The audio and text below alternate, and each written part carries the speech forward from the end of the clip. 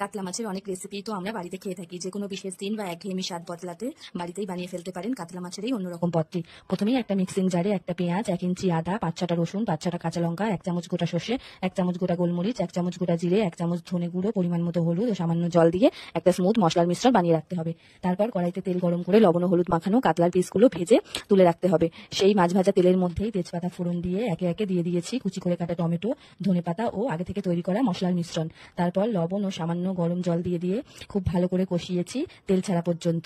মশলাটা খুব ভালো করে কষানো হয়ে গেলে দিয়ে দিয়েছি পরিমাণ মতন গরম জল। তারপর ফুটতে দিয়েছি এই মিনিট 10 মিনিট পর ঢাকা খুলে ভাজা মাছগুলো দিয়ে আরো 5 মিনিট ফুটিয়ে উপর থেকে ধনেপাতা কুচি ছড়িয়ে নামিয়ে নিলেই তৈরি কাতলার এই অন্যরকম রেসিপিটি। এটি গরম ভাতের সাথে খুবই ভালো লাগে খেতে। যে কোনো বিশেষ দিন বা মুখের স্বাদ বদলাতে এটা আপনারা বানিয়ে ফেলতেই পারেন। আশা করছি আপনাদের খুব ভালো লাগবে।